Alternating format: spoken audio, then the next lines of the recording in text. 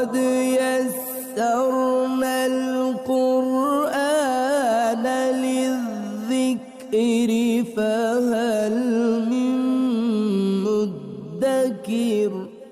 अल्हम्दुलिल्लाहि रब्बिल आलमीन वस्सलातु वस्सलामु अला सय्यिदिल अंबियाइ वल मुरसलीन अम्मा बाद फ़ाऊज़ु बिल्लाहि मिनश शैतानिर रजीम बिस्मिल्लाहिर रहमानिर रहीम। काबिल एहतराम, गुज़श्ता सेशन में हमने सूरह तारीम का आगाज़ किया था। सूरह तारीम मदनी है और ये 12 आयात और 2 रकूआत के ऊपर मुश्तमिल है। आज कोई दोस्त नया हो तो उसके लिए मैं इख्तिसार के साथ इसके मफ़हूम को आपकी खिदमत में रख दूं कि तारीम का माना हराम होना और हराम करना है। इस हराम का माना शरी हराम नहीं है, जैसे कोई बड़ी चीज़ हराम होती है, किसी चीज़ को अपने ऊपर रोक लेना हालांकि वो ठीक हो, तो इस माना में ये चीज़ है।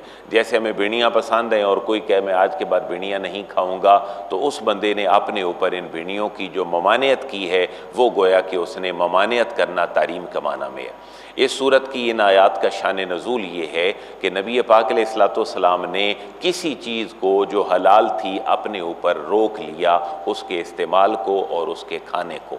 अल्लाह तबारक व तआला ने फरमाया, ए हबीब, आपका इस चीज़ से रुक जाना वक्ती तौर पर ये उम्मत के लिए मुश्किलात पैदा कर देगा और उम्मत फिर इसको अपने ऊपर हराम समझने लग जाएगी। इसलिए आप सिर्फ़ अपनी बीवियों के किसी रवैये की वजह से किसी चीज़ को अपने ऊपर हराम ना करें और रोकें ना।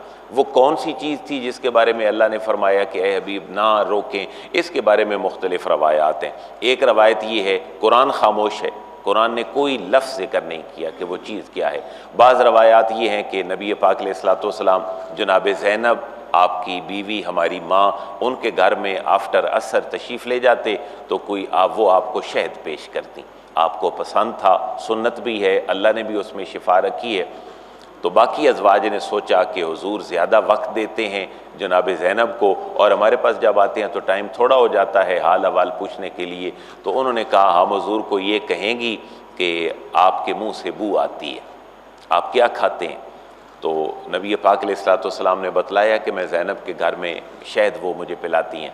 तो आपने जब ये महसूस किया कि मेरे मुंह से बू आती है, आपने मैं आज के बाद शहद नहीं खाऊंगा, शहद इस्तेमाल नहीं करूँगा। बाज़ रवायात ये हैं कि जनाब मारिया नबी पाक अलैहिस्सलाम की बांदी जब आपके पास तशरीफ़ लाईं तो कुछ अज़वाज ने उनके आने पर एतराज़ किया, बिल्कुल ऐसे ही जैसे कोई शौकन किसी और पे आती है तो वो कहती है भाई ये पहली बीवी तुम्हारी और दूसरी बीवी, ज़ाहिर है ये एक बीवियों में रकाबत होती है। तो बाज़ मुफस्सिरीन इस तरफ गए हैं कि जनाब मारिया किब्तिया के हवाले से हुज़ूर ने फरमाया, भाई ए मेरी बीवियों आयशा, हफ्सा, तुम नाराज़ होती हो मारिया को मैं अपने हरम में लाया हूँ तो मैं जो है वो उसके साथ ताल्लुक़ ज़ौजियत कायम नहीं करूँगा। अल्लाह ने फरमाया, महबूब आप ऐसा ना फरमाएं, आप जब ऐसा कर लेंगे तो कल और भी लोग ऐसे करेंगे और ख़वातीन की ज़िंदगी आजीरन बन जाएंगी। मसलन कोई शादी करे किसी के साथ और फिर मर्द उसके करीब ना जाए, ताल्लुक़ ज़ौजियत कायम ना करे, तो वो ख़ातून तो बेचारी किसी तरफ नहीं रहेगी। और अगर ऐसा हुजूर जारी फरमा देते तो फिर उम्मत में ये भी होता कि यार हुजूर की भी ये सुन्नत है कि अगर 2-3 शादियाँ करें तो एक बीवी के बिल्कुल करीब ना जाएं। तो अल्लाह ने उम्मत के वसी मफाद की खातिर ये अपने हबीब को फरमाया, ए हबीब, जो चीज़ अल्लाह ने जायज़ करार दी है और हलाल करार दी है आप उसके ऊपर अपनी बीवियों की मर्ज़ी की खातिर उसको ममनू ना फरमाएँ। आयात शुरू से देख लेते हैं। आऊज़ु बिल्लाहि मिनश शैतानिर रजीम बिस्मिल्लाहिर रहमानिर रहीम। या अय्युहन नबिय्यो लिमा तुहर्रिमु मा अहल्लल्लाहु लका। ए नबी, लिमा तुहर्रिमु, आप क्यों मना करते हैं, हराम करते हैं अपने ऊपर उस चीज़ को, मा अहल्लल्लाहु लका, जो अल्लाह ने आपके लिए हलाल फरमाई है। किस लिए? तब तगी मरदाता अज़वाजिक, तब तगी चाहते हुए, मरदाता रज़ामंदी, अज़वाजे का अपनी बीवियों, सिर्फ अपनी बीवियों की रज़ामंदी के लिए आप अपने ऊपर अल्लाह की हलाल की हुई चीज़ को मना क्यों ठहराते हैं? ए हबीब, ऐसा करने की कोई ज़रूरत नहीं है। वल्लाहु गफ़ूरुर रहीम, और अल्लाह तबारक व तआला बख्शने वाला है और रहम फरमाने वाला है। अब एक उम्मत के लिए उसूल है कि उम्मत अगर कसम उठा ले कोई बंदा कि मैं इस चीज़ को इस्तेमाल नहीं करूँगा, मैं आज के बाद जनाब देसी घी नहीं खाऊँगा, मैं कसम उठाता हूँ, मैं कसम उठाता हूँ मैं पानी नहीं पीऊँगा, तो ये हलाल चीज़ को अपने ऊपर हराम करार दे देना, ये गोया कि कसम है। कसम का कफ़ारा फिर शरीयत ने सूरह माइदा में बयान किया है कि जो बंदा कसम उठाएगा और जिस चीज़ से रुकने की उसने कसम उठाई है वो चीज़ अगर अच्छी है, इंसान के फ़ायदे के लिए है, तो कसम तोड़ना लाजिम हो गया है। कसम तोड़ने का कफ़ारा फिर रोज़े रखना है, 3 मसाकिन को खाना खिलाना है।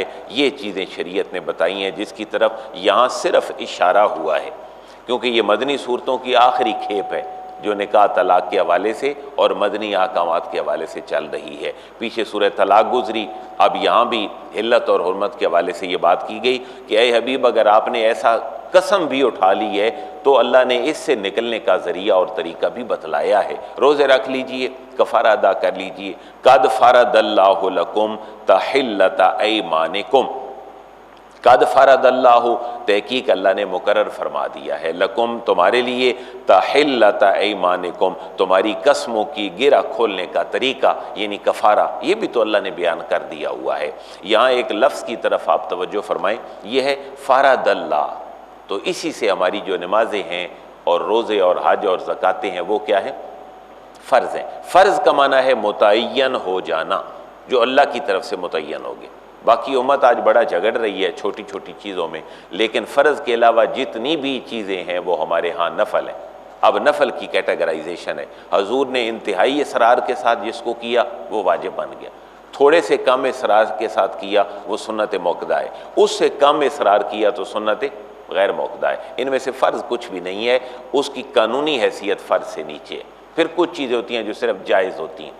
दौरे रिसालत में भी कोई चीज़ अगर ना हुई हो और इस दौर में अगर कोई कर लेता है उसको और वो सुन्नत को ख़त्म नहीं कर रही, तो वो हमारे यहाँ मुबाह कहलाती है और जायज़ कहलाती है। जिसके ऊपर उम्मत 70% झगड़ रही है वो मुबाह और जायज़ ही है। तो फ़र्ज़ की तरफ तवज्जो मकसूद है कि फ़ुक़हा ने जिन चीज़ों को फ़र्ज़ करार दिया वो फ़र्ज़ की हैसियत और लफ्ज़ भी उन्होंने कहाँ से लिया है? कुरान से लिए। अल्लाह ताला ने मुकर्रर कर दिया। तो नमाजें, रोज़े, हज, ज़कात ये अल्लाह ने मुकर्रर फरमाए। इनके तमाम उसूल व ज़वाबित हुज़ूर ने मुतय्यन फरमाए। वल्लाहु मौलाकुम व हुवल अलीमुल हकीम, वल्लाहु मौलाकुम, और अल्लाह ही तुम्हारा कारसाज है। ये कारसाज जो लफ्ज़ है ये पर्शियन ज़ुबान का लफ्ज़ है। कार का माना काम होता है और साज का माना होना होता है। कारसाज काम करने वाला, वो अल्लाह की हस्ती है और अल्लाह की ज़ात है। वह वल अलीमुल हकीम, ये जुमला अगर किसी बंदे के ज़हन में ये एतराज़ आए कि देखो जी हजूर की बीवियाँ भी ऐसी थीं, हजूर को परेशानी में डाल देती थी, अल्लाह फरमा रहे अल अलीम अल हकीम, अल्लाह इल्म वाला और हिकमत वाला है। अल्लाह ताला का अपने नबियों की बीवियों की तवस्सुत से उम्मत के लिए एक लाए अमल मुरतब कर देना, ये अल्लाह ताला के अलीम और हकीम होने की निशानी है। अगर अज़वाज मुताहरात ये रवैया ना अपनाती तो फिर उम्मत के लिए आसानी कैसे पैदा हो सकती? इसलिए इन मामलात में कोई अज़वाज के ऊपर एतराज़ ना करे, वरना बीवी की रजामंदी चाहना और उसकी मर्ज़ी घर में चलने देना जो दायरे शरीयत के अंदर है कोई हर्ज नहीं है। उसको मजाक से बेचारे कुरान मुरीद ना कहा जाए कि वो बीवी की मर्ज़ी मानता है। अल्लाह ने यहाँ जिस चीज़ की बात फरमाई है वो अज़वाज मुताहरात के हवाले से एक ख़ास तरह के अहकामात हैं। अच्छा, अब यहाँ पर एक और बात आप नोट फरमा लें कि जब हजूर ने हज़रत ज़ैनब के घर वो मामला किया कि मैं नहीं करूँगा, तो अज़वाज मुताहरात दो ने जो शिकायत की उनमें जिसकी तरफ इशारा है वो अम्मा आयशा और अम्मा हफ्सा हैं। एक जनाब सैयदना अबू बकर सिद्दीक़ की बेटी हैं और एक जनाब सैयदना उमर फ़ारूक की बेटी हैं, जनाब हफ्सा। अब नबी पाक अलैहिस्सलाम ने जब ये मामला कर दिया कि मैं ज़ैनब के पास नहीं जाऊँगा, शहद नहीं पीऊँगा, बस तुमने ज़ैनब से बात नहीं करनी। अब ये जो हजूर ने फरमाया ना तुमने ज़ैनब से बात नहीं करनी, तो किसी तरीके से जनाब ज़ैनब तक ये बात पहुँच गई। अब वो हजूर से खुद नाराज़ हुई, आपने मेरे घर ना आने की कसम क्यों उठा ली? अल्लाह ताला इस मामले में इन अज़वाज के रवैये की इस्लाह फरमा रहा है कि ए नबी की बीवियों, जब अल्लाह के नबी ने मेरे हबीब ने तुम्हें को राज बताया था, आप मेरा मफ़हूम समझेंगे तो आयत आपके लिए आसान हो जाएगी। ए नबी की बीवियों, जब मेरे नबी ने तुम में से किसी के साथ राज की बात कर ही ली थी, यानी किसके साथ? जनाब आयशा और हफ्सा के साथ, कि चलें मैं आज के बाद ज़ैनब के घर नहीं जाऊंगा, वहाँ शहद नहीं पीऊँगा, लेकिन तुम ज़ैनब को ना बताना। इस वजह से नहीं कि मैं डरता हूँ माज़अल्लाह, इस वजह से कि वो बेचारी आप दुख महसूस करेगी कि हजूर मेरे घर आकर शहद नहीं पीते। ए नबी की बीवियों, अल्लाह फरमा रहे जब मेरे हबीब ने कोई राज की बात तुम्हें कह दी थी तो तुम्हें चाहिए था कि उसको तुम राज रखती। तुमने जब उनको बताया तो उन्होंने मुझसे पूछा, ये कुरान की वर्डिंग है सारी। तुमने जब ज़ैनब को बताया तो ज़ैनब ने मुझसे पूछा। तो अल्लाह फरमा रहा है मेरे हबीब ने कुछ बात की तरफ इशारा कर दिया कि तुमने राज नहीं रखा, आगे बतला दिया है। जब उन्होंने सारी बात पूछी तो हुजूर ने नहीं बतलाई। अल्लाह ताला फरमा रहा है मैंने उसका दिल रख दिया ताकि जो है ना उसको परेशानी ना हो। जब उन्होंने पूछा कि आपको किसने बताया है हुजूर, कि उन्होंने मुझे बताया हफ्सा और आयशा ने, तो अल्लाह फरमा रहे महबूब आप इनको फरमा दें मुझे मेरे अल्लाह ने बताया। ये बड़ी अखलाकी तरबियत है। अच्छा अगर आप हुजूर कह देते कि मैं आयशा और हफ्सा के घर गया था और उन्होंने मुझे कहा था कि आपके मुंह से बू आती है, अगर मैं उन्हें कहता कि ज़ैनब के घर शहद पिया बता दिया तो ये आपस में ख़राब हो जाती। इसलिए कुछ बात बताई कुछ बात ना बताई और अखलाकी तरबियत हो गई कि मुझे किसने बताया है, मेरे अल्लाह ने बतलाया। ज़ैनब पूछती हैं हुजूर आपको किसने बताया कि आपके मुंह से बू आती है, और फरमाते मुझे मेरे अल्लाह ने बतलाया। तो ये हमारी बड़ी अच्छी तरबियत है कि हम बात को समेट लिया करें। बाज़ औक़ात ख़वातीन में कुछ चीज़ें हो जाती हैं तो मर्द का काम है बड़ा कॉम्प्रीहेंसिव सा जुमला बोल के अपने घर के जुमला मामलात को बेहतर कर लिया जाए। अच्छा हमारे यहाँ तो ज़्यादा शादियों का रवाज नहीं है, लेकिन ये मसला सही तौर पर कहाँ अप्लाई होता है, सास और बहू में। एक तरफ मर्द की माँ होती है, एक तरफ मर्द की बीवी होती है। अब अगर इनकी कोई बात हो तो मैं समझता हूँ ये आयत बड़ी प्यारी है कि हिकमत के साथ ये ना कहें कि मेरी अम्मी यूँ कह रही थी कि तुम ऐसे करती हो, और अम्मी को कहा जाए अम्मी वो बीवी यूँ कह रही थी कि आप यूँ कह रही थी, बस बंदा इन्हीं चक्करों में पड़ा रहेगा। और हमारे तो छोटे छोटे काम हैं, हजूर की मसरूफियात देखें, गज़वात भी हैं, बहुत सारी चीज़ें हैं। अब ज़रा इस आयत की तरफ तवज्जो कीजिएगा। व इज़ असर्र नबिय्यु इला बअद अज़वाजिही हदीसा, वाओ का माना और इज़ जब, ए हबीब ये वाक़या भी याद रखने के काबिल है और उम्मत के लिए इसके अंदर इस्लाह है। क्या?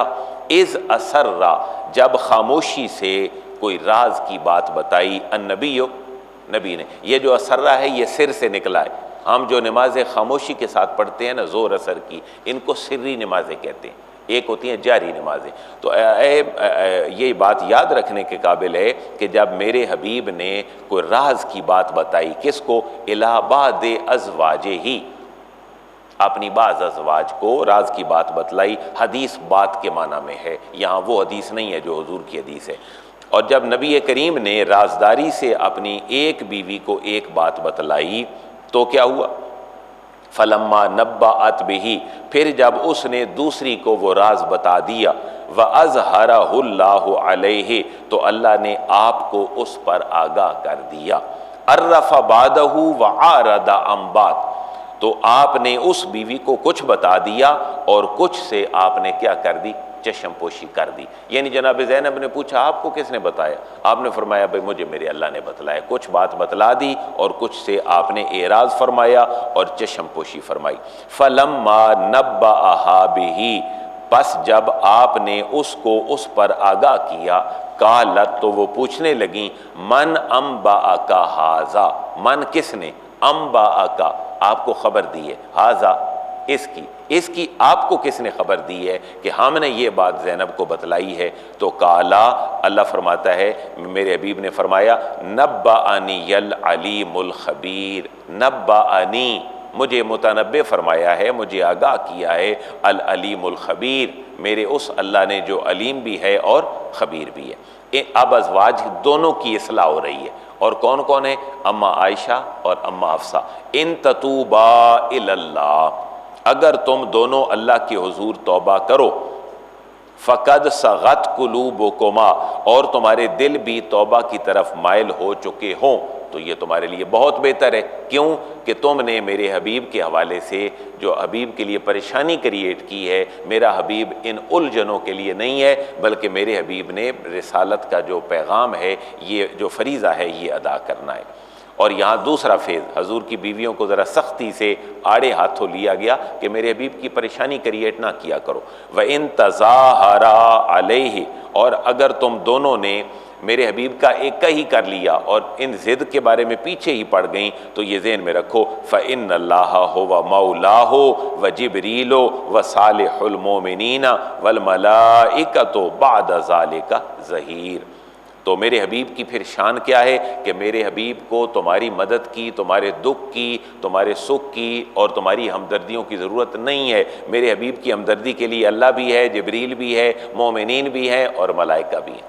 फ़इन्नल्लाह, बस तुम खूब जान लो कि अल्लाह तबारक व तआला हुवा मौला हो, मेरे हबीब का पर जो है वो मददगार है। व जिब्रीलो, और जो जिब्रील हैं वो भी मेरे हबीब के मददगार हैं। व सालिहुल मोमिनीन, और जो नेक बख्त मोमिनीन हैं वो भी मेरे हबीब के मददगार हैं। वल मलाइकतो, और उनके अलावा सारे फरिश्ते भी मेरे हबीब के मददगार हैं। बाद ज़ालिका ज़हीर, और इसके बाद ज़हीर का माना है मदद करने वाले, तो तुम्हारे अलावा भी मेरे हबीब के मददगार मौजूद हैं।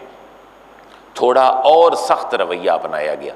हजूर को जब परेशानी बढ़ी अज़वाज के इस रवैये में कि एक और कहती है, दूसरी और कहती हैं, तीसरी और कहती हैं, और हजूर की तवज्जो अपने मिशन से हट रही है, आपने और मसाइल सोसाइटी के हल करने हैं, तो अल्लाह ताला फरमा रहे, ए हबीब, अगर ये आप इनको तलाक भी दे दें अपनी बीवियों में से किसी बीवी को, तो अल्लाह ताला तुम्हें इनसे बेहतर बीवियाँ भी अता फरमा देगा। ये अज़वाज की इस लेवल पर इस्लाह की गई।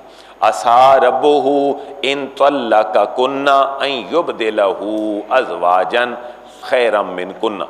असा, कुछ बईद नहीं है, रब्बुहु, कि मेरे हबीब का जो रब है वो क्या करे, इन तल्लक़कुन्ना, अगर वो मेरे हबीब तुम सबको भी अगर तलाक दे दें, अन युबदिलहु, तो अल्लाह तबारक व तआला के लिए कुछ बईद नहीं है कि वो आपका रब तुम्हारे इवज़ आपको ऐसी बीवियां अता कर दे, खैरम मिन कुन्ना, जो तुमसे क्या हो, बेहतर हो। ए मेरे नबी की बीवियों, तुम्हारी मेरे नबी को ज़रूरत नहीं है।